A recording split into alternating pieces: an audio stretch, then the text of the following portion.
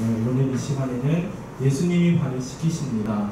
예수님이 발을 씻기십니다 라는 제목으로 말씀을 나눌 때 우리의 삶의 모습이 주님 따라가는 모습이 되길 바라며, 또 그 발을 씻기시는 주님의 사랑을 다시 한 번 더 느끼시는 시간 되시기를 간절히 바라겠습니다.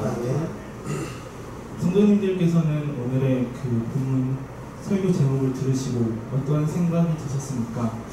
예수님께서 발을 씻기신다라는 이 제목을 들으시고, 예수님께서 제자들의 발을 씻기시는구나 라는 정도의 생각이 혹시 드셨습니까? 이 제목이 성도님들에게 좀 더 와닿은 방법이 하나 있는데, 그 방법은 바로 성도님들의 성함을 넣으면 조금 더 이 제목이 성도님들에게 와닿을 것입니다. 예수님이 성도님들의 발을 씻기시고 예수님이 저 문화단 목사의 발을 씻기십니다 라고 하면은 정과는 다르게 조금은 더 상상이 되며 조금 더 나에게 다가오는 느낌이 듭니다. 여기서 조금 더 우리에게 이 제목이 다가오는 방법이 있는데, 이 예수님이라는 단어 앞에 여러 가지의 수식어를 붙이면 저희에게 조금 더 다가옵니다. 누구보다 귀하시지만, 누구보다 영광받기에 합당하시지만 그 누구보다 낮은 모습으로 예수님께서 문화단 목사의 발을 씻기십니다. 누구보다 영광받으시기에 합당하신 분이지만 그 예수님이 성도님들의 발을 씻기십니다 라고 했을 때에는 또 그 전과는 다르게 더욱더 우리에게 다가오고 더욱더 많은 장면들이 상상되는 것 같습니다. 이제 오늘의 본문은 유월절 전에 예수님께서 제자들과 마가의 다락방에서 성만찬을 하시면서 그 성만찬과 더불어서 세족식을 하시는 장면입니다. 이제 오늘의 이 세족식은 사도 요한이 기록을 하고 있는데, 여기서 눈여겨볼 점은 이 세족식이 성만찬 중에 진행되었다는 것입니다. 본래 유대인들은 샌들을 신고 다니기 때문에 집 밖을 돌아다니다가 집으로 돌아오게 되면은 그 발에 많은 먼지가 묻어서 발을 씻었습니다. 하지만 오늘의 본문에서는 이 세족식이 성만찬 중에 이루어졌으며, 그 말은 성만찬 전에는 발이 깨끗해진 상태이기 때문에 씻을 필요가 없었지만, 그럼에도 불구하고 예수님께서는 세족식을 했다라는 것입니다. 이는 이 세족식이 단순히 예수님께서 제자들의 발을 씻어주시고 제자들의 발에 먼지가 많아서 더러워서 씻는 분야가 아닌, 예수님께서 무엇인가를 말씀하시고자 하셨으며 더 나아가서 무엇인가를 계획하셨다라는 것을 우리는 성경을 통해서 알 수 있습니다. 오늘 본문 1절과 3절에서 이제 그 세족식을 하신 예수님의 그 이유와 동기가 나타납니다. 1절과 3절 말씀 제가 읽겠습니다. 유월절 전에 예수께서 자기가 세상을 떠나 아버지께로 돌아가실 때가 이른 줄 아시고 세상에 있는 자기 사람들을 사랑하시되 끝까지 사랑하십니다. 3절 말씀입니다. 저녁 먹는 중 예수는 아버지께서 모든 것을 자기 손에 맡기신 것과 또 자기가 하나님께로부터 오셨다가 하나님께로 돌아가실 것을 아시고, 우선은 성경은 말하고 있습니다. 예수님께서 성도님들을 사랑한다라고 말하고 있으며, 하나님께서 예수님에게 맡기신 존재가 바로 성도님들이고, 더 나아가서 예수님께서 자기 사람이라고 부르는 존재가, 그리고 끝없는 사랑을 주는 존재가 성도님들이라고 성경은 말하고 있습니다. 예수님은 이러한 사랑을 가지고 마찬가지로 제자들을 사랑하셨고, 그 사랑하심을 가지고 세족식을 했던 것입니다. 교회에 있어서 또는 기독교에 있어서 아무리 강조해도 부족함이 없는 것이 몇 가지 있는데, 그 중에 하나는 바로 우리를 향하신, 더 나아가서는 나 자신을 향하신 그 하나님의 사랑일 것이며, 독생자를 보내주신 그 하나님의 사랑과 더불어서 십자가에 못 박힐 정도로 우리를 사랑하신 예수님의 사랑이 아무리 강조해도 부족하지 않을 것 같습니다. 그래서 1절에서 사도 요한은 그 예수님의 사랑을 이렇게 말한 것입니다. 세상에서 있는 자기 사람들을 사랑하시되 끝까지 사랑하시느니라. 예수님께서 우리를 사랑해 주셨는데 끝까지 사랑하신다라고 하셨습니다. 이 끝까지가 시간상의 의미로 세상에 오셨을 때부터 십자가에 못 박혀 죽으시고 다시 하늘에 올라가실 때까지일 수도 있고, 혹은 그 사랑의 정도가 소외되고 연약한 사람을 사랑하시는 것과 더 나아가서 십자가에 못 박히실 정도로, 자기의 목숨을 내어주실 정도로 끝까지 사랑하셨다라고도 볼 수 있을 것 같습니다. 요한은 이 요한복음을 기록할 때까지 예수님께서 그 사람들을 향해서 그 끝없는 사랑을 주시는 것을 수없이 많이 봤습니다. 예수님께서는 많은 사람에게 사랑을 하셨는데 그냥 사랑하신 것이 아닙니다. 우리가 어느 날의 가족을 사랑하고 또는 이성을 사랑하고 친구를 사랑하는 것처럼 그냥 사랑하는 것이 아닌, 예수님께서는 그 수많은 사람들로부터 수많은 비난과 모욕과 위협을 감수하시면서 많은 사람을 사랑하셨고 그 사랑 때문에 많은 일을 하셨던 것입니다. 그 예수님의 위협과 비난과 모욕은 오늘날로 치면은 영향력 있는 목사님들과 중직자분들, 성도님들로부터의 논란이 될 수도 있었고, 또 오늘날로 치면은 그 수많은 기독교 매체와 뉴스로부터 화제가 될 수 있는 상황 속에 있음에도 불구하고 예수님은 그러한 모든 것들을 감당하시면서 사랑해 주셨으며, 그렇기 때문에 안식일에 병자를 고치셨고, 사람들로부터 비난받을 것을 아심에도 불구하고 죄인들과 세리들의 친구가 되셨으며, 서기관들과 바리새인들이 데리고 나온 그 간임한 여인에 대해서도 너희 중에 죄 없는 자가 먼저 돌로 치라 라고 말씀하시면서 그 여자를 정죄하지 않으시며 죄를 범치 말라고 용서하셨습니다. 예수님께서는 그 세상에 있는 자기 사람들을 끝까지 사랑하셨는데 그 사랑하는 것이 그 모든 것을 감당하실 만큼 사랑하셨기 때문에 그러한 사랑 행동을 보여주셨던 것입니다. 예수님의 그 수많은 사랑에 더해서 그 예수님의 사랑의 결정체, 그 사람의 최종 모습, 그 도착점이 나타났는데 그것은 성도님들도 아시다시피 십자가에 못 박히시기까지 우리를 사랑하신 것입니다. 하나님께서는 우리를 사랑하셔서 이 세상에 독생자를 보내주셨으며 그 독생자이신 예수님은 죽기까지 십자가에 못 박혀 돌아가시기까지 우리를 사랑하신 것입니다. 요한일서 4장 말씀 제가 읽겠습니다.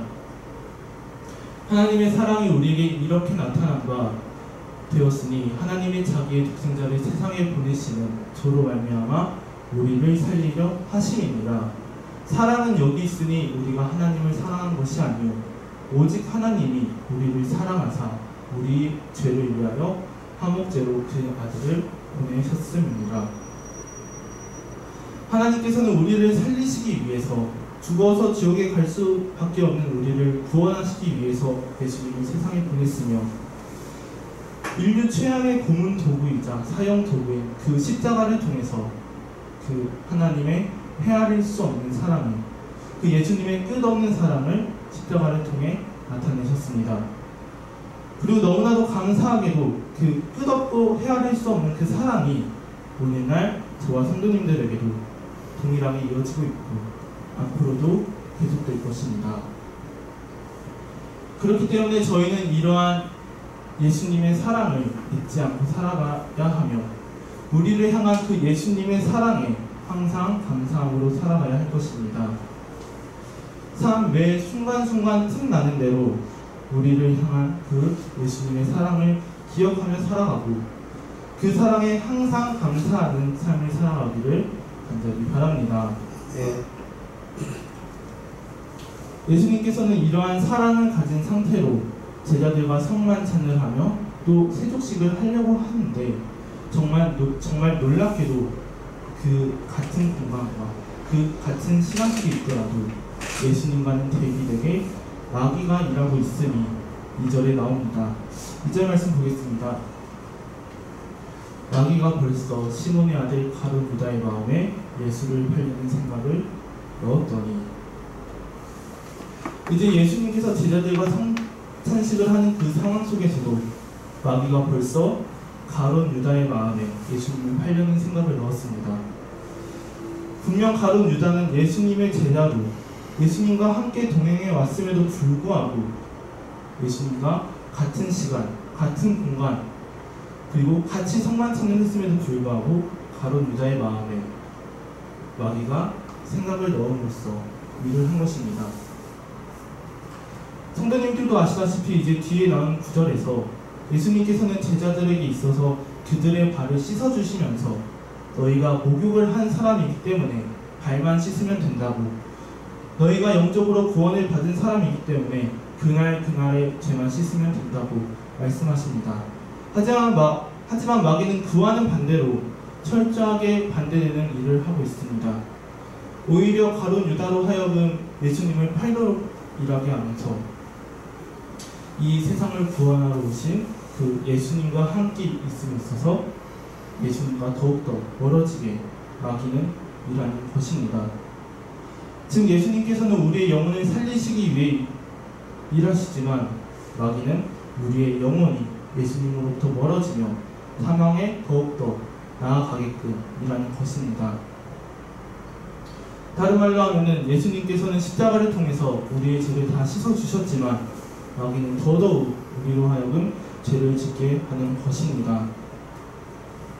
그렇기 때문에 우리는 더욱더 우리의 마음을 조심해야 할 것입니다. 우리의 마음을 조심함으로써 마귀가 우리의 마음을 틈타지 못하도록 해야 할 것입니다. 우리를 향한 그 예수님의 사랑에 우리의 온전한 시선을 드리기만 해도 부족할 텐데 예수님과의 그 성찬식 중에서도 일하던 그 마귀가 가룟 유다에 일한 것처럼 오늘날에도 이렇게 저희에게 일하고 있습니다.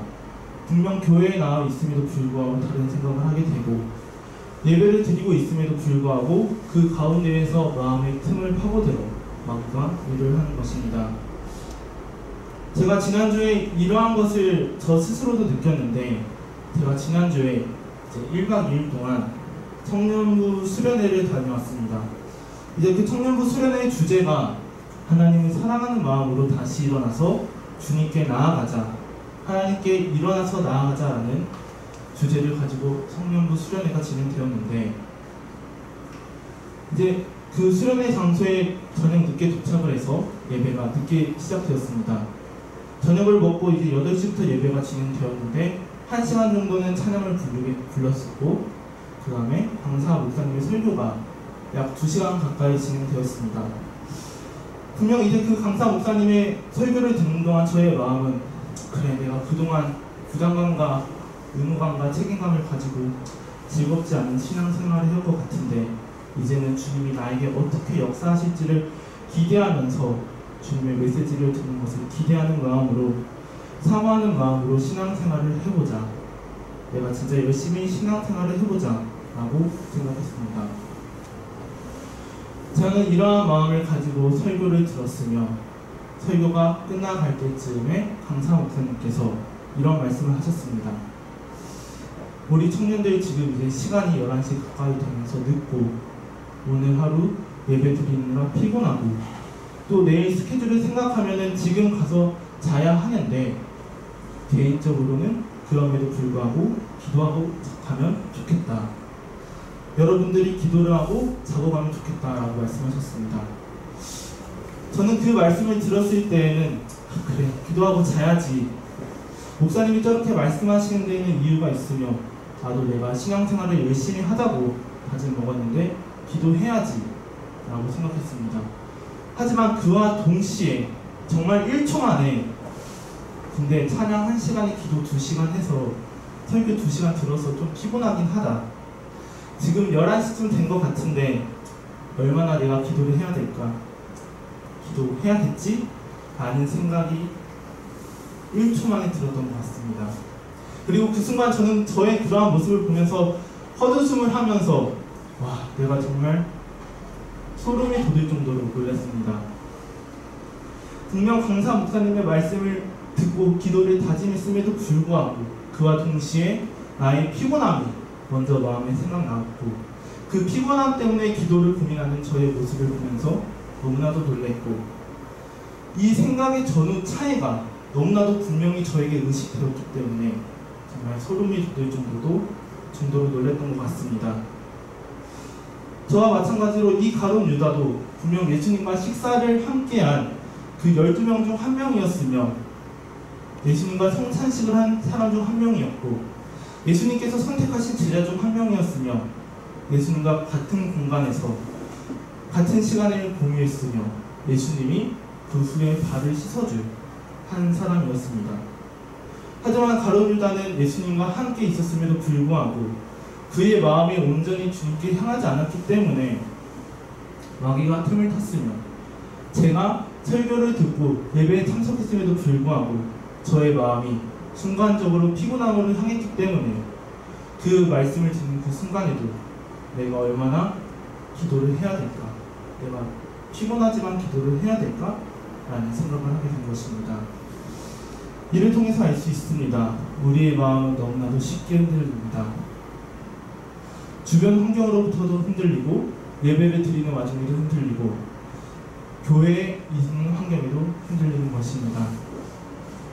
그렇기 때문에 우리는 우리의 마음을 잘 지켜야 할 것입니다. 교회에 나와서 예배를 드린다고 괜찮은 것이 아니고 온라인으로 예배를 드린다고 그 마음이 그 모든 것이 해결되는 것이 아닙니다.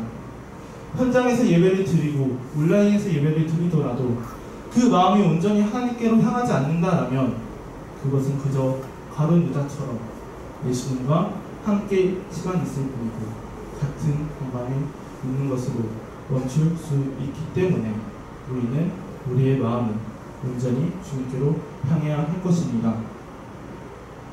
그렇기 때문에 우리는 우리를 향한 그 주님의 사랑을 계속해서 생각해야 할 것이며 그 사랑을 계속해서 생각함으로써 우리의 시선과 우리의 마음과 우리의 생각을 온전히 주님께 향해야 할 것입니다. 성도님들이 그러한 생각과 마음과 시선을 온전히 주님께 드림으로써 또 주님이 성도님들의 그러한 모든 것을 주관하시는 한 주 되시길 간절히 바라겠습니다. 아멘. 이어서 말씀 보겠습니다. 4절 5절 말씀 보겠습니다. 저녁 잡수시던 자리에서 일어나 겉옷을 벗고 수건을 가져다가 허리에 두르시고 이에 대야에 물을 담아 제자들의 발을 씻기시고 그 두르신 수건으로 씻기기를 시작하여 이제 제자들을 향해서 사랑을 가지신 그 예수님께서 제자들의 발을 씻기시려 합니다. 예수님께서는 이제 저녁을 드시던 중에 일어나셔서 겉옷을 벗으시고 수건을 가져다가 허리에 두르시고 또 직접 대야에 물을 담으신 후에 제자들의 발을 씻기시며 또 그 수건으로 제자들을 씻기시기 시작했습니다. 아마도 제자들은 당황했을 것입니다. 왜냐하면 그 당시에 누군가의 발을 씻긴다라는 것은 매우 천한 일이었기 때문입니다. 시작할 때도 말씀드렸다시피 유대인들은 샌들을 신고 다녔기 때문에 하루 종일 길을 걸어 다녀서 발이 더러워질 수밖에 없었고 그렇기 때문에 종들은 그러한 주인이나 혹은 손님들의 발을 씻어주는 역할을 해야 했습니다. 그렇기 때문에 발을 씻어준다라는 것은 매우 비천한 일이었으며 더 나아가서는 상대방에 대해서 최대의 예우를 다한다라는 표시로도 사용되었습니다. 그래서 요한복음 1장에 씻는 요한이 이렇게 고백하고 있습니다. 요한복음 1장 26절 말씀 제가 읽어드리겠습니다. 요한이 대답하되 나는 물로 세례를 주거니와 너희 가운데 너희를 알지 못하는 한 사람이 섰으니 곧 내 뒤에 오시는 그이라 나는 그의 신됨을 풀기도 감당치 못하겠노라 하더라. 이제 침례 요한이 말합니다. 그 예수님의 발을 씻기기 위해서는 예수님께서 신발을 벗어야 되는데 침례 요한은 예수님이시기 때문에 그 신발을 벗기 위해서 그 신발의 끈을 풀기조차도 너무 황송해서 감당하지 못하겠다고 예수님의 발을 씻기는 것이 너무나도 천한 행동이지만 그럼에도 불구하고 그 끈 풀기조차도 시작하지 못하겠다고 침례 요한은 말하는 것입니다. 반대로 이를 통해서 알 수 있는 것은 그만큼 남의 발을 씻긴다는 것이 천한 일이었고 동의나 하는 일이었다는 것입니다. 그리고 놀랍게도 그러한 일을 오늘의 본문에서 예수님께서 하시는 것입니다. 그래서 아마도 모든 제자들이 당황했을 것입니다. 예수님이신데, 선생님이신데, 또 베드로의 고백처럼 예수님께서는 그리스도시고 살아계신 하나님의 아들이신데 그러한 분이 제자인 나를, 제자 및 그 동료들의 발을 씻기시기 때문에 매우 당황했을 것입니다. 과연 이 제자들이 얼마나 당황했을까를 생각해 보았는데, 성도님들에게 있어서는 침례교단의 총회장쯤이나 되는 사람들이 와서, 혹은 한국 기독교의 총회장이나 되는 사람이 와서 갑자기 발을 씻어준다 하더라도 그때 제자들의 당황스러움보다는 부족하지 않을까라는 생각을 했습니다. 그렇게 예수님께서 순서대로 제자들의 발을 씻기셨습니다. 예수님이 누구의 발을 먼저 씻기셨는지는 알 수 없지만 순서를 돌아서 베드로의 차례가 왔습니다. 이제 베드로의 차례가 됐는데 그 베드로의 마음이 많이 민망했는지 혹은 당황했는지 혹은 제자의 도리로서 이것은 아니다 싶었는지 혹은 본인이 그리스도라고 고백한 그 주님이 그 천한 발씻기를 하는 것을 볼 수 없었는지는 몰라도 베드로는 강력하게 주님에게 말합니다. 6절 말씀에서 이렇게 말합니다. 주여 주께서 내 발을 씻기시나이까. 베드로가 말합니다. 주여 주께서 내 발을 씻기시나이까. 그리고 이 베드로의 질문에 주님께서 대답하십니다. 7절에서 이렇게 말씀하십니다. 나의 하는 것을 내가 알지는 못하나 이후에는 알리라. 그 예수님의 대답에 다시 베드로가 말합니다.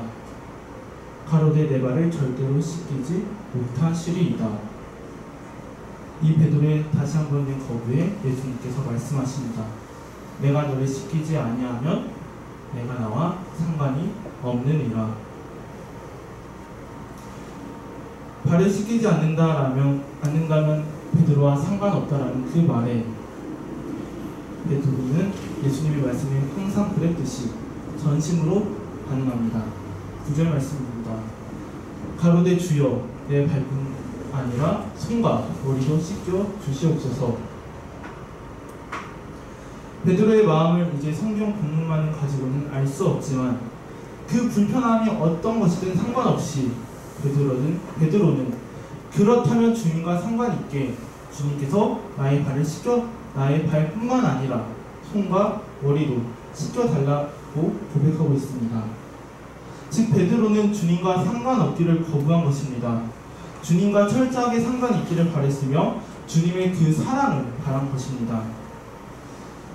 물론 베드로가 그 순간에는 예수님의 그 뜻을 정확히 파악하지는 못했지만 그럼에도 불구하고 가룟 유다와는 다르게 그 마음은 주님과 철저하게 상관있고자 했으며 그 주님의 사랑을 계속 받고자 해서 발뿐만 아니라 손과 머리를 씻겨달라고 말씀하신 것입니다.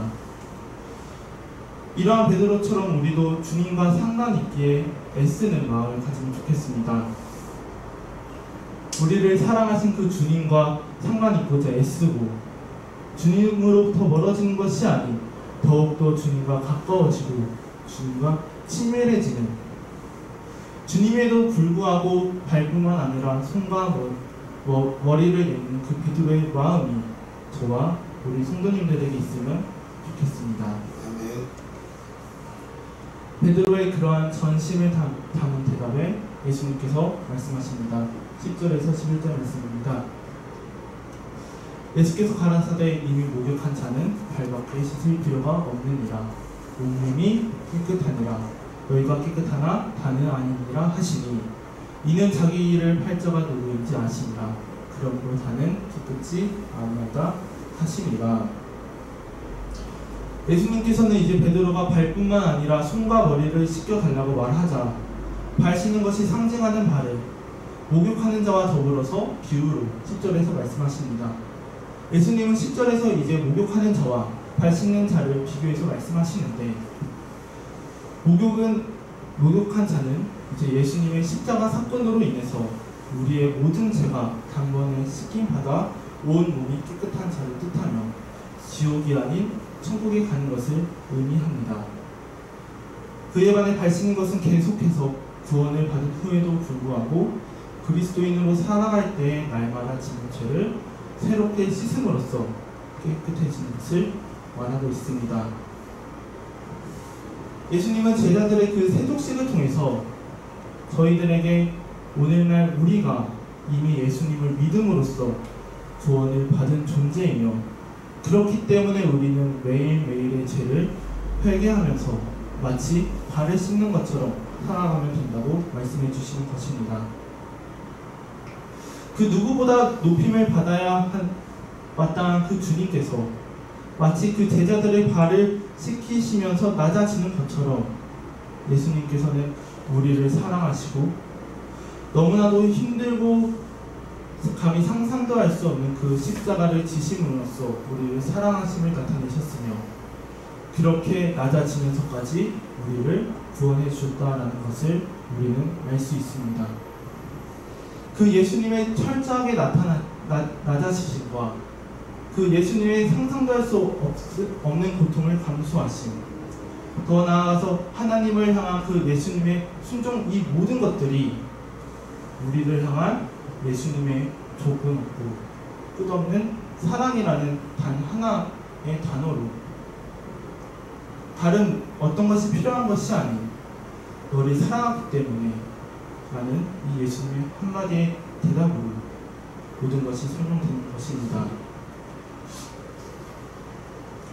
오늘 설교를 준비하면서 이 예화가 떠올랐습니다. 슬기로운 의사생활이라는 이제 드라마에 나온 한 장면인데, 이제 제목에서도 알 수 있다시피 의사들에 관한 드라마입니다. 이 드라마에서 이런 장면이 나옵니다. 한 교수 의사와 그리고 그 아래에 있는 수많은 후배 의사들이 수술을 준비합니다. 그 수술을 준비하는 과정에 있어서 교수 의사가 후배 의사들에게 계속해서 질문을 합니다. 이렇게 수술하는 것이 맞느냐? 이렇게 도구를 사용하는 것이 맞느냐? 이 방법 말고는 다른 것이 없느냐? 라고 계속해서 질문을 함으로써 수술을 준비합니다. 그리고 수술 후 그 교수인 의사가 후배에게 나와서 계속 질문해서 미안하다면서 이렇게 말을 합니다. 계속 질문한 이유는 항상 긴장하라고 질문했으며, 이 의사라는 일은 생명을 다루는 일이기 때문에 익숙해지면 안 되지만 많은 환자들을 만나고 많은 생명을 다루다 보니 어느 순간 나도 모르게 익숙해지기 때문에 너로 하여금 긴장하게끔 하기 위해서 질문했다라고 의사가 그 후배에게 후에 말하고 있습니다. 그럼으로써 의사로서의 책임감과 사명감을 가지고 이 일들에 익숙해지지 말고 항상 긴장을 가지라는 메시지를 전하고자 했던 것입니다. 돌이켜보니 이 모습이 저희에게도 있는 것 같습니다. 그 예수님의 조건 없는 사랑과 그 끝없는 사랑에 저희의 모습을 되돌아보니 그 사람들에 익숙해진 것은 아닌가 라는 생각을 하게 되는 것 같습니다. 그 누구보다 귀하고 귀한 존재시며 모든 영광을 받기에 합당하신 예수님께서 우리에게 조건 없는 사랑을 주셨고 끝없는 사랑을 주셨고 변함없는 사랑을 주셨고 또 동일한 사랑을 주셨는데, 우리는 그 사랑에 어느 순간 익숙해져서 우리의 마음이 온전히 그곳으로 향하는 것이 아닌 다른 것들로부터 흔들리지는 않나 라는 생각을 할 수 있는 것 같습니다.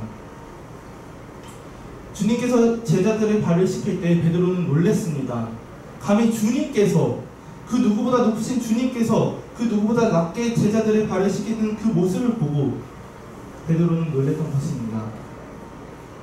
주님들이 성도님들을 깨끗해 하시고 주님이 우리를 사랑하시면서 또 주님이 우리를 위해서 일하시는 그것에 우리가 익숙해지는 것은 아닌지 오늘 이 시간을 통해서 이 시간을 계기 삼아서 함께 고민해 보면 좋겠습니다.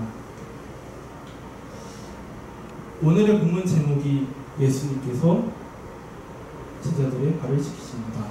예수님께서 발을 씻기십니다 였습니다. 시작할 때와는 조금은 다른 느낌을 가지는 것 같습니다. 그 누구보다 높으신 예수님께서 철저하게 낮아심으로써 제자들의 발을 씻기신 것입니다. 또 시작할 때 이 말씀도 드렸습니다. 우리 교회가 아무리 강조해도 모자라지 않은 것들이 여러 개 있는데 그 중에 하나가 바로 우리를 향한 그 예수님의 사랑이라고.